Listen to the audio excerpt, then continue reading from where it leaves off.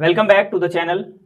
Today we are going to discuss the international politics. आज हम बात करेंगे कुछ ऐसे चैप्टर्स की जो कि अक्सर सिलेबस में छूट जाते हैं या वो ऐसा कहें कि बुक के एंड के चैप्टर्स हैं, तो उनको हम डिस्कस करते हैं। इससे पहले हम 2-3 वीडियो बना चुके हैं।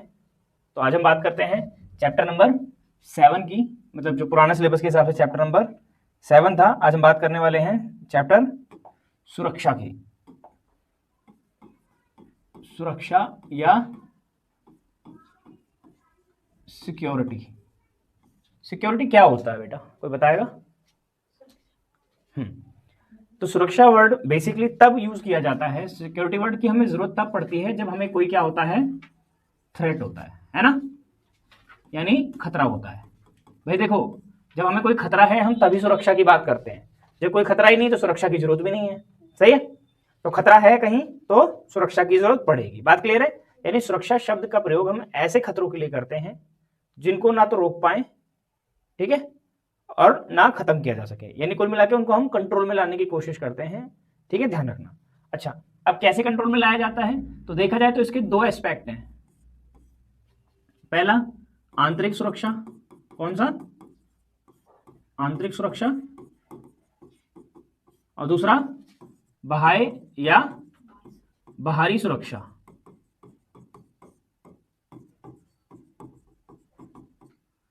यानी एक्सटर्नल थ्रेट या सिक्योरिटी और इंटरनल थ्रेट या सिक्योरिटी। क्लियर है बेटा? इसमें कोई डाउट है तो मुझे बताओ जल्दी से। अच्छा, अब एग्जांपल अगर मैं लेके चलूं तो क्या एग्जांपल हो सकते हैं? युद्ध, वॉर, है ना। इसके अलावा आतंकवाद,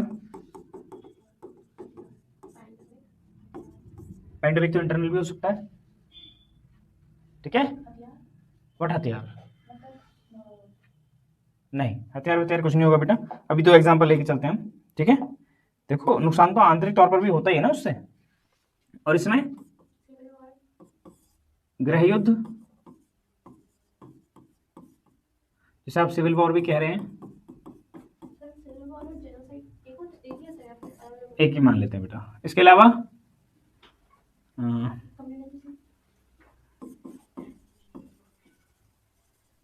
बहुत सारे हो सकते हैं। सांप्रदायिकता, जो धर्म के नाम पर हम करते हैं, है ना। रेसिज्म, है ना, जेंडर इनइक्वालिटी, ठीक है। और एनवायरनमेंट हो सकता है, पर्यावरण। इसके अलावा महामारी हो सकती है, एपिडेमिक या पेंडेमिक, है ना। मतलब बहुत सारे हो सकते हैं, ठीक है बेटा। इसमें कोई डाउट है तो जल्दी से बताओ, ठीक है। तो सुरक्षा के दो खतरे, उसके पक्ष हमने जाने, आंतरिक और बाहरी सुरक्षा, ठीक है। अब जो सुरक्षा है इसका सबसे इंपॉर्टेंट एस्पेक्ट कौन सा है, इंटरनल या एक्सटर्नल? बताइए कौन सा इंपॉर्टेंट है, यानी बाह्य सुरक्षा इंपॉर्टेंट है या आंतरिक सुरक्षा इंपॉर्टेंट है या बाह्य? दोनों नहीं हो सकता। दोनों तो है ही, दोनों तो होती ही है, बट दोनों में से भी तो कोई ज्यादा होगी, है ना। तो हम अक्सर बात करते हैं इंटरनल सिक्योरिटी की। क्यों? देखो, एक इंसान है, वो बाहरी तौर पर अपने आप को अगर बदसूरत लगता है तो साफ सफाई करके हाइजीन मेंटेन करके रख सकता है, यस और नो। बट अगर कोई व्यक्ति अंदरूनी तौर पर कमजोर या बीमार है तो बाहर से कितना भी अच्छा कपड़े पहन ले, कितना भी अच्छा मेकअप लगा ले, कितना भी अच्छा हाइजीन मेंटेन कर ले, अगर वो अंदर से इंटरनली वो वीक है या बीमार है, इल है, तो वो कभी भी बाहरी तौर पर बेहतर लग सकता है, लेकिन एक समय बाद बाहरी तौर पर भी उसकी वो बीमारी दिखने लग जाती है ना। अक्सर जो शराब पीने वाले लोग होते हैं उनके साथ दिक्कत क्या आती है कि बाहरी तौर पर तो फिर भी ठीक दिखते हैं, बट आंतरिक तौर पर इंटरनली उनके सारे ऑर्गन्स खत्म हो चुके होते हैं, कोलैप्स हो चुके होते हैं। ये तो कहते हैं डॉक्टर, तो कहीं ना कहीं वो दिक्कतों का सामना करने लग जाते हैं। तो इसीलिए किसी भी देश के लिए, जब मैंने एक इंसान का एग्जांपल दिया तो वही हम एक पूरे देश का एग्जांपल देते हैं, तो पूरे देश के एग्जांपल में अगर कोई कंट्री एक्सटर्नली आप कितना भी उसको मजबूत कर लें, आर्मी लगा दें, न्यूक्लियर बॉम्ब ले लें, ये रख लें, वो रख लें, बॉर्डर सीज कर दें, सब कुछ कर दें, बट इफ इंटरनली ही अगर उनके बीच में गृह युद्ध या सिविल वॉर छिड़ गया, then what will you do? क्या करेंगे आप? रोक पाएंगे? नहीं रोक पाएंगे। दंगे रोक पाएंगे? देश के अंदर बाहर युद्ध चल रहा हो और अंदर धार्मिक आंदोलन चालू हो जाए या कोई भी मूवमेंट चालू हो जाए सरकार के खिलाफ, तो क्या लगता है गवर्नमेंट कहां मजबूती से टिक पाएगी? ना तो अंदर ना बाहर। इसलिए कभी भी आपने देखा होगा जब वॉर की सिचुएशन होती है, जब हम कभी युद्ध लड़ते हैं बेटा, तो देश के अंदर क्या लगा दी जाती है? देश के अंदर इंटरनल इमरजेंसी घोषित कर दी जाती है, एक्सटर्नल इमरजेंसी घोषित कर दी जाती है, जो कि हमारे आर्टिकल 352, 356, 360 और 365A संविधान में बताया गया साफ साफ। ठीक है ना? ठीक है, हालांकि ये 3 मेन है। ठीक है, तो इसलिए देश के अंदर अपने आप ही क्या लगा दी जाएगी? इमरजेंसी लगा दी जाएगी। इसमें कोई डाउट है? चलो, अब ये तो हमें पता चल गया। तो हमने इंटरनली सिक्योर करने के लिए अपने आप को क्या रखा हुआ है अपने पास? पुलिस फोर्स रखी हुई है, यस और नो?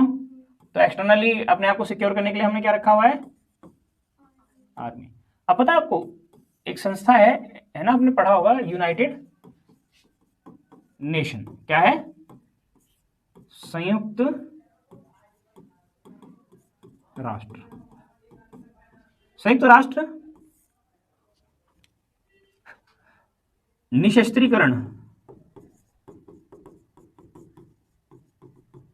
की बात करती है। ठीक है, यानी डिजार्मा कि हथियारों के प्रोडक्शन पर रोक लगनी चाहिए। इसी के तहत वो लिमिटेशंस आर्मी के ऊपर भी क्या लगाते हैं? कुछ लिमिटेशंस लगाते हैं, लेकिन इन लिमिटेशंस को भी तोड़ने की कोशिश हो जाती है। जैसे बहुत सारे देश जो हैं सिक्योरिटी के डिफरेंट मॉड्यूल ले आते हैं। ठीक है, क्योंकि वही देखो, कोई भी देश आज की डेट में अपने आप को कमजोर नहीं साबित करना चाहता। आप समझो ये दुनिया कैसी है, हर इंटरनेशनल पॉलिटिक्स मतलब काइंड ऑफ जंगल, फॉरेस्ट, और फॉरेस्ट का राजा शेर। और शेर कौन बनना चाहता है? हर कोई बनना चाहता है। वॉलीबॉल का मैच या फुटबॉल का मैच देखा है? देखा होगा कभी, जनरली फुटबॉल खेलते हैं बच्चों को, तो उस मैच में आपने देखा है एक फुटबॉल होती है या एक वॉलीबॉल होती है। फुटबॉल क्या होती है? एक पावर होती है, और उस पावर को हर कोई पकड़ना चाहता है। देखा है? ऐसी वॉलीबॉल भी हर कोई लेना चाहता है। तो वॉलीबॉल क्या हुई या फुटबॉल क्या हुआ? एक पावर, और उस पावर के लिए हर देश लड़ाई लड़ता है। और लड़ाई कैसे लड़ी जाएगी? हथियारों से, बॉर्डर से, या फिर मैं बताऊं तो हर मोर्चे पे लड़ाई लड़ी जाती है। केवल बॉर्डर पे लड़ाई नहीं लड़ी जाती, पॉलिटिकली लड़ाई लड़ी जाती है। पॉलिटिकल डिप्लोमेसी क्या है, जो ये भी फिलहाल इंडिया पाकिस्तान कर रहे थे, डिप्लोमेसी है। इसके अलावा कल्चरल फाइट भी होती हैं। ठीक है, सोशल फाइट्स होती हैं, ह्यूमन राइट्स के हिसाब से फाइट्स होती हैं, आर्म्ड फाइट्स होती हैं। तो बहुत सारी लड़ाइयां लड़ी जाती हैं। ठीक है भाई, तो हर देश अपने आप को क्या रखना चाहता है? मजबूत रखना चाहता है, और वो मजबूत बनाने के लिए तरह तरह के हथकंडे अपनाता है। ठीक है, आगे चलते हैं, ज्यादा नहीं खींचेंगे लंबा, चैप्टर बहुत माइनर सा है ये, तो निपटाना शुरू करते हैं इसको। अच्छा, अब क्वेश्चन जो इसमें से आएगा इस चैप्टर में से वो ये आएगा, एक मिनट, हाँ, क्वेश्चन ये आएगा कि न्यू थ्रेट्स ऑफ, बस न्यू थ्रेट्स लिख दो, है ना, या कंटेम्प्रेरी वर्ल्ड लिख लो। भाई नए खतरे क्या हैं, सवाल ये है असली। तो मुझे बता सकते हैं आप लोग आज की डेट में नए खतरे क्या हैं? बहुत सारे हैं, जैसे बताओ अक्षरा, कुछ खतरों के नाम बताइए। नंबर 1 आतंकवाद, बिल्कुल एक खतरा है। नंबर 2 ताप वृद्धि, global warming, terrorism,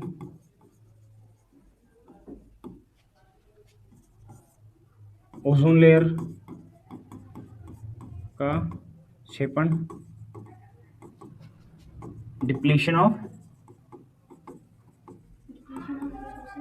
ozone, layer, natural resources आएगा बेटा, ठीक है।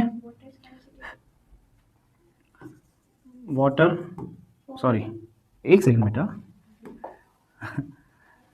ये हो गया आपदा या महामारी, पैंडेमिक, एपिडेमिक, सिविल वॉर, युद्ध या गृह युद्ध,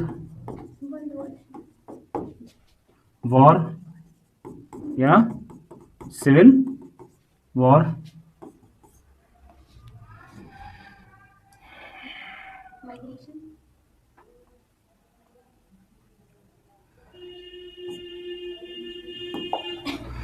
प्राकृतिक संसाधनों का दोहन,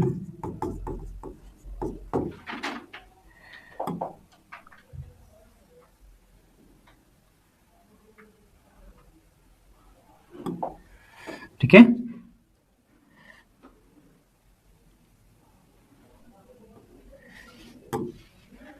over uses of natural resources, ठीक है। इसके अलावा क्या हो सकता है? जनसंख्या, हाँ हो सकता है, बिल्कुल, बहुत बढ़िया, शाबाश। वृद्धि, दोनों के लिए लिख दे रहा हूँ मैं, हिंदी मीडियम इंग्लिश मीडियम वालों के लिए, ठीक है। ग्रॉस पॉपुलेशन या ओवर पॉपुलेशन भी लिख सकते हैं आप इसको, सिंपल, ठीक है। इसके अलावा क्या बोला था हमने? कार्बन उत्सर्जन,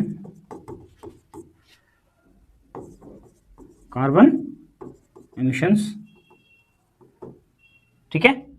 और भी बहुत सारे हो सकते हैं, गरीबी हो सकता है, अंतर्राष्ट्रीय गरीबी, ठीक है, बहुत सारे संकट हैं। तो ये फिलहाल इसी चैप्टर से ये आने के चांसेस आपके ज्यादा हैं इस क्वेश्चन के, ठीक है। ये क्या है? इंपॉर्टेंट क्वेश्चन है, इसको लिख लेना आप लोग।